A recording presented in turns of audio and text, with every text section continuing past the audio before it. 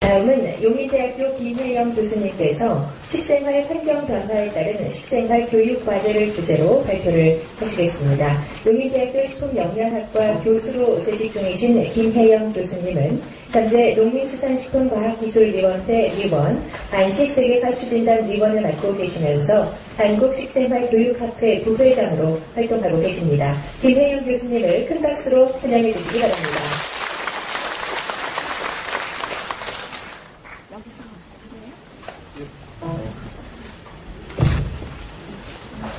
20분 시간이요? 이게 다음 장이군요. 다음 장이고요. 예, 시간이 자꾸 줄어서요. 20분만 하라고 하시네요. 그래서 앞에 많은 분들이 좋은 말씀 많이 하셨기 때문에 줄여가면서 말씀을 드리도록 하겠습니다. 제가 42장 준비해 왔으니까요. 아마 1분에 2장씩 넘기면서 공부 열심히 하셔야 될 것 같습니다.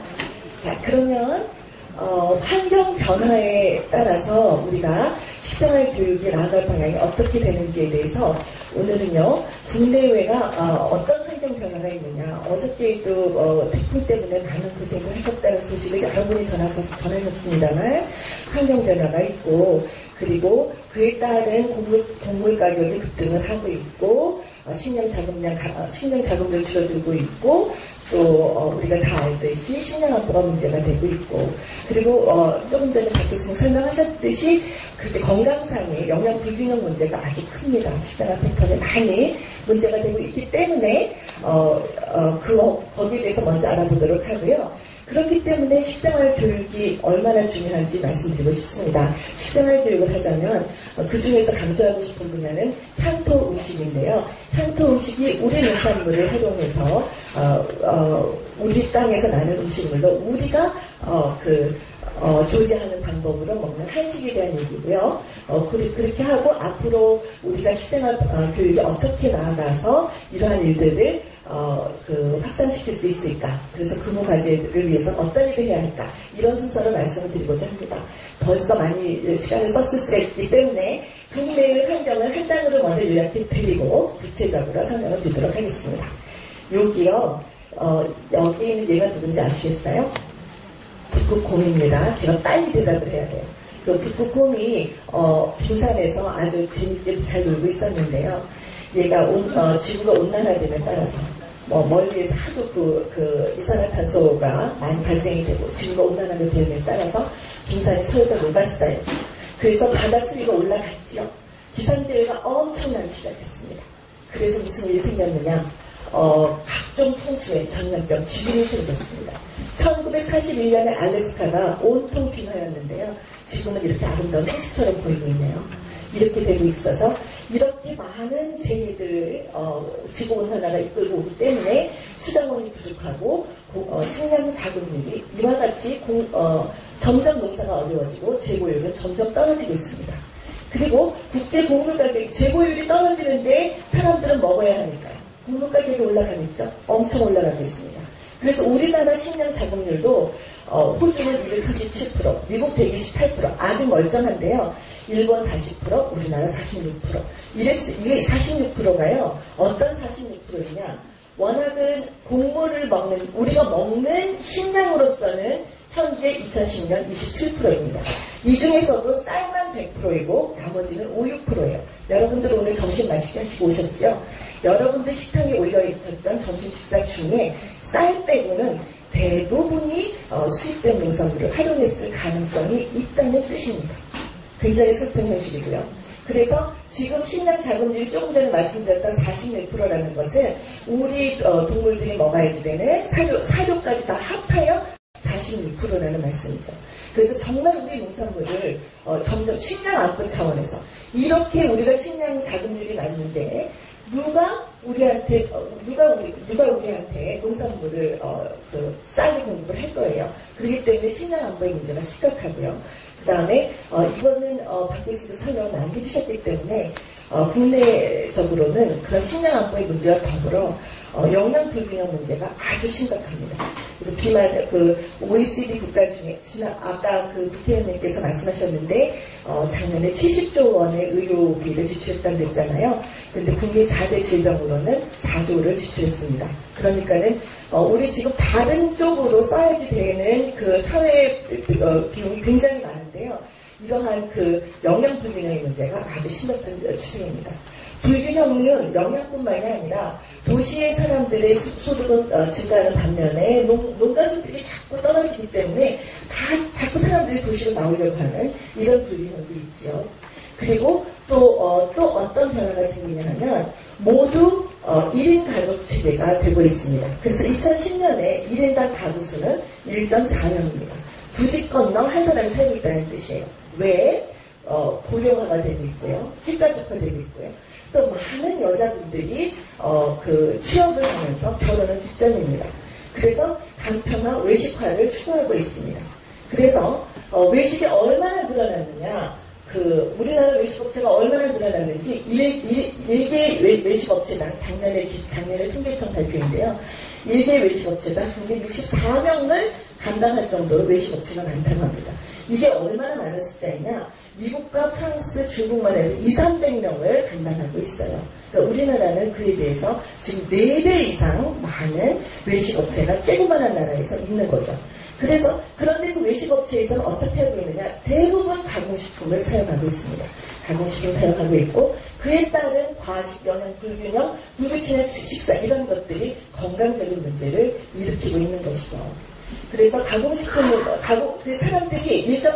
가구당 1.3명이 되면서 몸이 자꾸 나빠지니까 점점 건강에 대한 기대치는 높아지고 있습니다. 건강하게, 나 혼자만이라도 잘 건강하게 살아야지. 그렇게 해서 한국 음식이 훨씬 건강하다고 조금 전에 말씀해 주셨잖아요. 아주 편리한데요. 그래서 그거 잘 기억하시고요. 그렇기 때문에 한국 음식에 대한 인기도 지금 상승하고 있는 추세입니다. 그래서 사람들은 혼자 살고 직장생활 많이 하고 외식하면서도 그럼에도 어떻게 하면 건강하게 살까? 건강하게 살려면 한국 음식이 좋다고 그러는데 그렇게 하면 어떻게 할까? 그래서 식생활 교육을 자꾸 받아보면 어떨까? 이런 방향으로 발전이 되고 있습니다. 또 하나 다행인 건 세계적으로도 건강지향적인 식생활 패턴에 대한 관심이 매우 증가되고 있는 때에 조금 전에 설명 드렸듯이 우리의 음식이 굉장히 건강한 음식 중에 하나라고 알려지고 있는 실정입니다. 그래서 식생활 교육이 매우 중요한 이유가요. 조금 전에 국내의 환경 변화로서 설명을 드렸듯이 앞으로는 식생활에서도 환경 친화적으로 그리고 식량 의존의 한계를 극복할 수 있는 방향으로 그리고 지속 가능한 농업이 될 수 있도록 농촌이 자꾸 가난해져서 자꾸 도시로만 오게 되는데 그렇지 않게 우리 식량 안보 차원에서도 농업이 가능할 수 있도록 이러려면 우리 음식을 식생활에 활용을 해서 식량 문제도 해결하고 하려면 향토 음식을 활용하는 것이 굉장히 중요해지지 않겠느냐. 자꾸 향토 음식 하면 어떤 건지 제가 교수다 보니 맨날 가르치다 보니 기본에 충실하는 걸 좋아합니다. 그래서 향토 음식의 정의를 간단히 살펴보자면 고향 음식, 토속 음식, 지역 먹거리로 불리는 향토 음식이 그 지방에서 생산되는 로컬 푸드를 가지고 그 지방의 조리법으로 조리해서 과거로부터 그 지방이 먹어온 것 여기까지는 전통 음식입니다. 여기까지 전통 음식인데 지금도 그 지방 사람들이 먹고 있으면 향토 음식입니다. 그러니까 향토 음식이 커요? 전통 음식이 커요? 자꾸 질문하면 어렵죠. 전통 음식이 좀 더 큰 개념입니다. 향토 음식은 지금 먹고 있으니까요. 그래서 전통 음식은 역사성, 시간성을 강조하고 있고 향토 음식은 현재 그 지역성을 강조하고 있는 차이가 있습니다.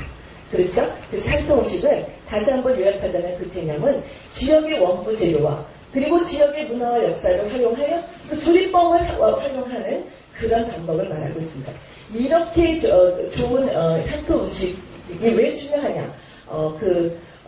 장관님께서도 말씀하셨는데요. 잠깐 식생활 교육을 드리자면 푸드 마일리지가 그러니까 어떻게 계산이 되느냐 하면 그 식품의 무게에다가 그 무게 우리 식탁에 오르기까지 어디에서 왔는지 생산지부터 거리를 꼭 해주면 됩니다.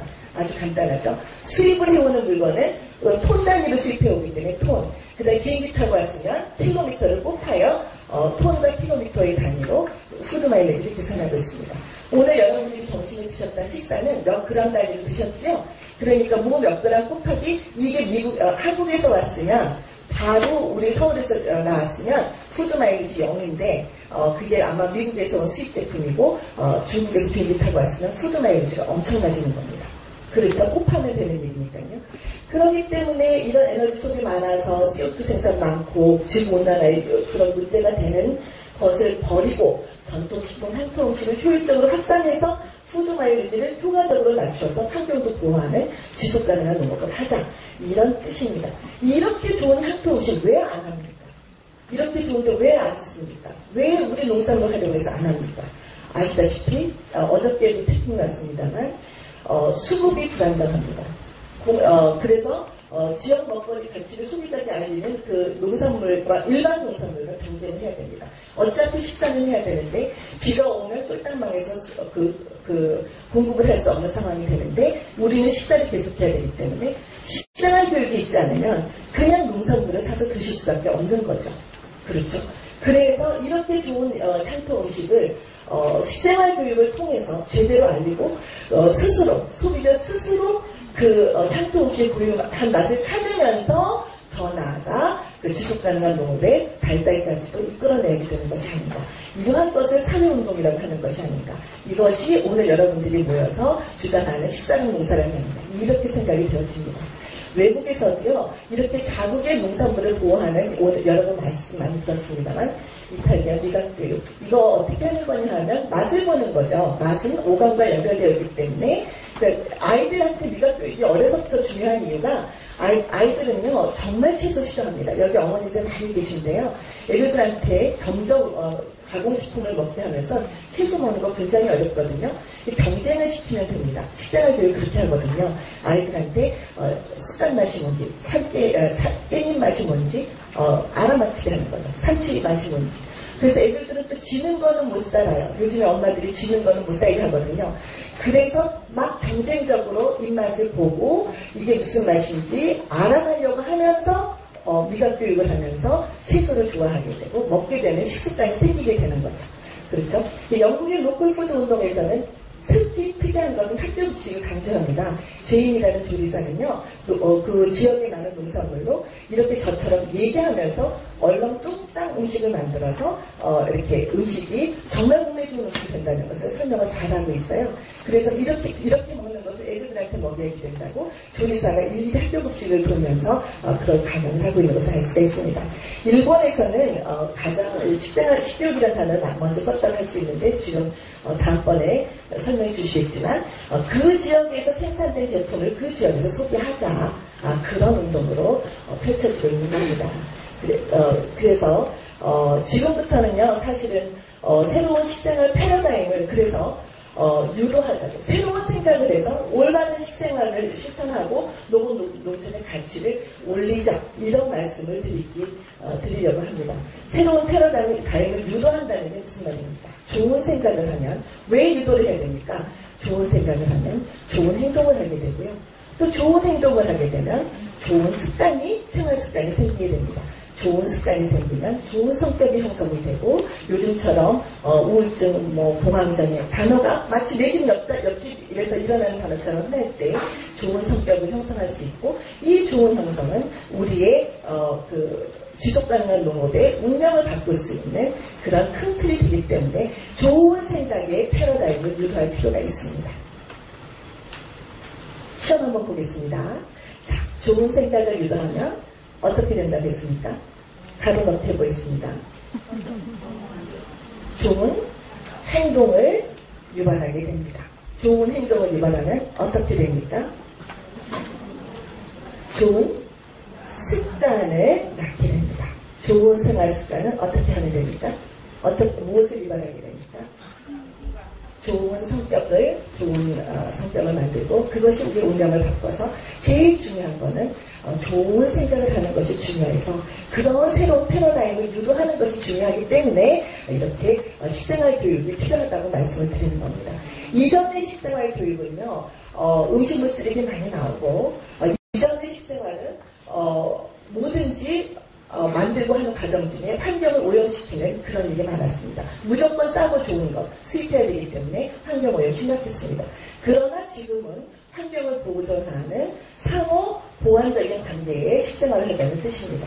그렇게 일본에서는 지금 가정과 학교, 지역사회, 국가 모두 다 합하여 식생활 교육을 아주 활발하게 운영하고 있는데 협동하지 않으면 되지 않는 일입니다. 지금 아까 우리의 협동하고 정책을 바꿔주실 수 있는 많은 분들이 오셨다가 다 많이 가셔서 굉장히 섭섭한데요.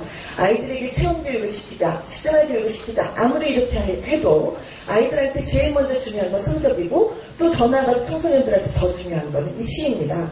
그렇기 때문에 이렇게 뭐 체험 식생활이 중요하다 뭐 이런 말씀을 드리려고 해도 체험 식생활이 중요해도 성적과 연결되지 않으면 입시와 연결되지 않으면 아이들이 절대로 체험 학습을 하러 체험말을 갈 수가 없거든요. 그래서 정말 정책하는 사람들은 서로 협동하여서 요즘에 수험에 창의와 인성이 제일 중요한 지표가 되는 입학사정관제도에 반영을 시켜준다든지 그리고 교과 과정 중에 이런 체험 식생활 교육을 좀 넣을 수 있도록 정규 과정을 시켜준다든지 이런 협동이 필요하고 하면 훨씬 더 효과적인 이런 일본에서 연결되는 식생활 교육이 되지 않을까 이렇게 생각을 해봅니다. 녹색 식생활 교육은요 이제 거꾸로 다시 한번 강조드리는 건데요. 7가지를 다시 한번 강조하다 보면 녹색 식생활 교육은 왜 필요하냐? 생활습관 질병을 준다는 거 말씀드렸고요. 중국산 식품 비율 70% 이상입니다. 그렇고요. 영양 불균형 그리고 식품의 안전성이 요즘에는 굉장히 얼마 전에도 전염병이 생겼다고 그러고 식중독이 생겼다고 하는데 그런 문제들이 생기고 가족 간에 가구당 인원수가 1.4명밖에 되지 않다 보니 식사 예절, 무더운에 대한 공격 이런 거 없어진 지 오래된 것처럼 보입니다. 그리고 식품 안전성에 대해서 국민들이 궁금해하고 있습니다. 그리고 거리와의 환경과의 문제, 지구온난화 문제 이런 것들 때문에 녹색 식생활을 하는 저탄소 시스템의 녹색 식생활로 돌아가야 된다는 것을 강조하게 되는 것입니다. 녹색 식생활이란 크게 주장하게 되는 세 개의 핵심 가치가 있습니다. 환경 친화적인 농업, 에너지 자원을 절약하는 것, 후손들에게 지속가능하게 환경을 보존하는 환경과 영양적인 균형, 지역 균형, 환경과 인간과의 균형, 조화로운 여러 삶을 강조하는 건강과의 관계, 균형과의 관계, 그리고 자연과 개인과 사회를 배려하는 세 가지의 핵심 가치를 강조하는 것이 녹색 소비와 녹색 식생활의 중요한 지표가 되겠습니다. 2009년부터 시행된 녹색 식생활에서는요, 이러한 것들을 기본 방향으로 하였습니다. 건전한 식습관 형성하자, 체험활동하자, 그렇게 하고 지역 농산물을 활용시키고 환경 친화적인 식생활을 실천하고 3살부터 8까지 가기 때문에 어린이 식생활 교육을 중요하게 하고 그 다음에 전국적으로 전개하자. 이러한 운동을 전국적으로 전개하자. 그래서 우리가 오늘 모인 것이 이란도 전국적으로 전개하고 확산하는 그 틀을 가지고 모였다고 생각이 되었습니다. 그래서 식생활 교육은 지금 현재 기본 방향이 정해져 있고 그 전국적으로 의식을 확산하는 단계에 있다고 생각이 되어지는데요. 그 추진 전략으로 인프라를 구축하고 이것을 국민운동화해서 모든 들과 협동을 해야지 되고, 그래서 도시와 농업이 서로 연결해야지 되는 그런 추진 전략으로 확산이 되어야 된다고 생각이 되어집니다. 인프라 구축 방향에서는 법령 정비를 정부에서 도와줘야지 되고, 조금 전에 말씀드렸듯이 전문 인력이 점점 더 인프라 구축이 되어지겠습니다. 굉장히 체험 공간이 많이 지금 구축되어 있습니다. 얼마나 많이 되어 있는지 조금 이따 보여드리고요. 그리고 계속적으로 식생활 실태나 이런 정보 구축 사이트를 구축하여서 인프라 구축으로서 식생활 운동을 확산하는 데 일조를 해야 되겠습니다. 그리고 체험기관은 조금 전에 말씀드렸듯이 이렇게 600여 개가 넘는 체험기관이 지금 되어 있고, 여기에 도시 농촌 연계하여 가서 훌륭한 체험을 할 수 있는 그런 제도적인 뒷받침이 마련이 되어야 된다고 생각이 되었습니다. 그래서 정말 중요한 것이 국민운동이고요. 가정에서, 지역에서, 학교에서, 민간 단체에서 서로 합심하여 이런 식생활 교육을 활성화시키는데, 확산시키는데 다 같이 힘을 합해야 된다고 생각이 되었습니다. 다시 한번 일을 한다면 가정에서 중앙정부지자체에서 외식업체에서 언론 전문가들이 모두 협동을 하여서 국민운동화 하여야지만 식생활 운동이 왜 중요한지, 식생활 교육이 왜 중요한지, 왜 향토음식이 중요한지 모든 사람의 생각을 바꾸어서 올바른 식생활로 가게 해서 올바른 농업농촌의 가치를 일깨울 수 있는 그런 그 방법이 될 수 있을 거라고 생각이 되었습니다. 그래서 지금 현재 아까 보셨습니다만 이렇게 농협에서 하는 식사랑 농사랑 운동이 그 운동의 일환이라고 생각이 되어지고요. 이 네 가지 전략 목표가 우리가 지향해야 되는 식생활 교육 운동의 방향과 크게 다르지 않습니다. 그래서 그 방향이 국민 건강을 증진시키자. 그래서 식과 농의 중요성을 인식하여 우리 농산물 소비 촉진을 시키자. 그리고 문화 체험을 시키고 도농교류를 확산하자. 우리 민족의 다양한 식문화를 계승 발전시키자. 우리가 나아가야 되는 식생활 교육 방향을 가지고 있다고 생각이 되어서 다시 한번 강조를 해드렸습니다. 마지막으로 식생활 교육 확산의 방법으로 정리하자면 도농축어업이 서로 연계되어서 교류하여서 식생활 교육을 확산해야 된다고 생각이 되어집니다. 그래서 국민 추진 과제를 다시 한번 요약을 해보면 가정과 학교에서의 건전한 체험 식생활 교육이 강화되어야 될 것입니다. 그래서 교과부에서 도와주고 입학사정관 제도에 보탬이 될 수 있는 그런 방향으로 나갈 수 있도록 여러분이 목소리를 모아주고 이렇게 해서 체험 식생활 교육이 현실적으로도 가능하도록 말로만 가능하지 않고 현실적으로도 가능할 수 있는 그런 일이 일어났으면 좋겠고요. 안전하고 영양 있는 먹을거리의 안전한 공급 방안 그리고 지역경제 활성화를 위한 식품공급, 지역행도 식품공급 체계를 구축하고 향토 음식과 식생활 관련 조사를 하고 그 국제 흐름에 대응하는 방안 등도 같이 추진이 되어야 될 것이라고 생각이 되어집니다. 요즘에 학교급식, 무상급식이 큰 화두이기 때문에 학교급식은 다시 한번 강조를 드리자면 학교급식이 지금 거의 100% 돌아가고 있습니다. 그러나 지금부터 중요한 것은 학교급식 더하기 군대급식이라고 말하고 싶습니다. 지금 이렇게 나빠지는 상황이 되면 오징어가 많이 잡히면 군인들은 오징어만 먹습니다. 그리고 소고기가 문제가 생기면 군인들은 소고기만 먹습니다. 이와 같은 문제를 해결하기 위해서도 질적인 문제의 지원이 뒷받침이 되도록 노력을 해야 될 것 같습니다. 그래서 영양, 건강, 식생활 문화, 학교급식의 질적 향상을 위한 식생활 교육이 전반적으로 필요한 상황이라고 생각이 되었습니다. 이렇게 된다면 앞으로 우리 농식품 산업은 지역 농수산물의 소비가 촉진이 되고 전통 식문화 발전 개선과 함께 우리 농산물 소비는 확대돼서 식량 안보의 틀을 마련할 수 있을 것이라고 생각이 되어지고요.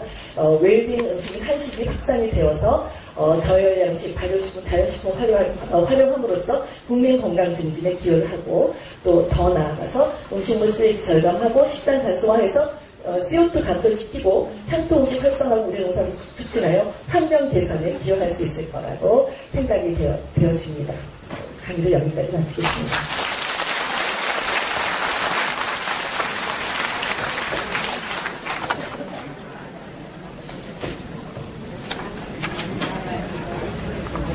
네, 용인대학교 김혜영 교수님께서 식생활 환경 변화에 따른 식생활 교육 과제를 주제로 발표를 해주셨습니다.